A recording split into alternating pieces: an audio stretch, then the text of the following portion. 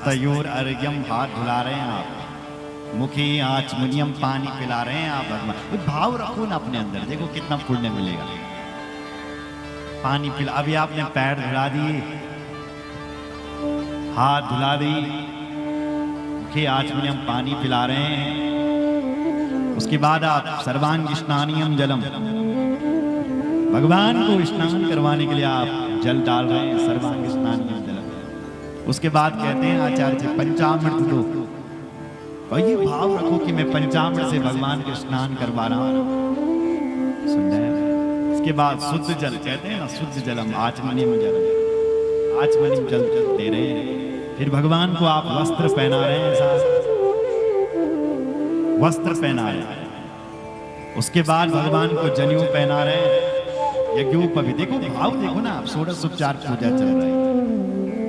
उसके बाद भगवान को आप वस्त्र पहना रहे हैं। उसके बाद आचार्य जी कह रहे हैं अब तिलक लगाओ, तिलक लगा रहे हैं आप। उसके बाद अक्षत चढ़ाओ, आयुर्विद्या यशोबलम, आप भगवान को चावल लगा रहे हैं। सुन रहे हैं? उसके बाद सुगंध नैवेद्य, सुगंधित द्रव्य चढ़ा रहे हैं, आदि आदि। हर पूजा का साक्षी दीपक होता है, इसलिए दीपक जलाया जा रहा है, प्रत्यक्ष दीपम। ये प्रत्यक्ष है, ये गवाहीदार है।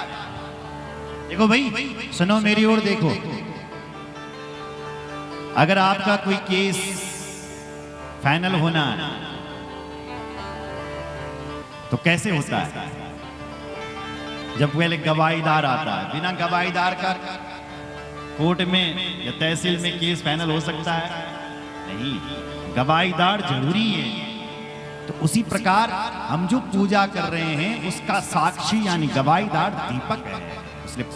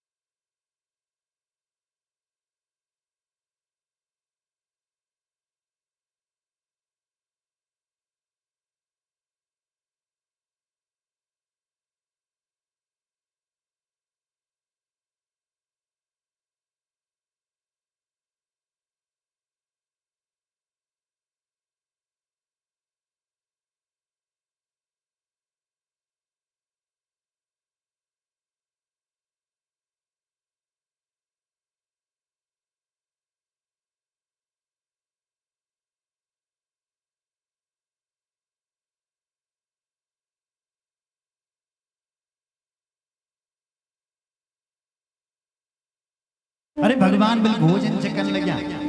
अच्छा, भोजन के लिए आपने क्या लाया भगवान के लिए? देखो रोड सिर पर नहीं, आप रोड चढ़ाते हैं या मिठाई चढ़ाते हैं, तो ये भाव करो कि हम भोग लगा रहे हैं, भगवान को मिठाई खिला रहे हैं साहब। अच्छा, जब आप भोजन करते हो ना साहब, तब आप एक गिलास अपना पानी का भी रखते हो साथ में, नहीं रखते हो? ताकि भोजन अटके नहीं। कोई कहते हैं कि भाई भोजन के साथ पानी नहीं पीना चाहिए, भोजन के साथ पी सकते हैं, भोजन के बाद नहीं पी सकते। अगर भोजन के साथ साथ पानी मना होता तो ये क्यों लिखा है मध्य मध्य पानीयम जलम समर्पयामि? धीरे धीरे पानी पियो भोजन के साथ अगर, ताकि गला न लगे। मध्य मध्य पानीयम जलम, तो भोजन के साथ साथ थोड़ा थोड़ा जल पी सकते हो, लेकिन भोजन के बाद यदि तुमने जल पी लिया, पानी पी लिया, तो वो विष के समान हो जाता है। भोजन के बाद पानी तुरंत पी लिया तो वो कई प्रकार की बीमारियां तुम्हारे भीतर पैदा कर सकता है। मध्य मध्य तुम भगवान को जल पिला रहे हो, मुख प्रक्षालन, भगवान ने भोजन कर लिया, मुंह धुलो भगवान, हस्त प्रक्षालन, हाथ धुलो। अच्छा, आपने देखा होगा जब मुख प्रक्षाल हस्त प्रक्षालन हो रहा है तो उसके बाद ये भी कह रहे हैं करोद्वर्तनार्ति चंदनम समर्पयामि। अब ये चंदन क्यों चढ़ाया जा रहा है साहब? आपने तो चंदन पहले ही भगवान को लगा दिया था। बोले भैया ये चंदन अब माथे के लिए नहीं है, करो ध्वर्तनार्थ, हाथ धुलने के लिए। भगवान को अभी भोजन करवाया ना साहब आपने। मानसिक पूजा, ये आप मानसिक पूजा में ज्यादा फायदे में रहोगे, मन से भगवान की पूजा। अब हम भगवान को भोजन करवाए तो भगवान के हाथ धुला रहे हैं, इसलिए चंदन से भगवान का हाथ धुलाया जा रहा है। सुन रहे हो? उसके बाद आचार्य जी क्या कह रहे हैं कि फल के डोने पर हाथ लगा, क्योंकि भोजन करने के बाद फल खाने का नियम नहीं है। भोजन के बाद पान भी छीनते हैं, फल छीन कर खाया। फल कई लोग पान भी चबाते, मीठा खाते हैं, खाने के बाद पान चबाते, पान लौंग सुपारी सौंफ मिश्री लौंग सुपारी, इसलिए पान का पत्ता भी रखा है। और उसके बाद ये सारे उपचार पूरे हो गए और उसके बाद दक्षिणा नोट, एक बढ़िया सा 100 का नोट निकाला।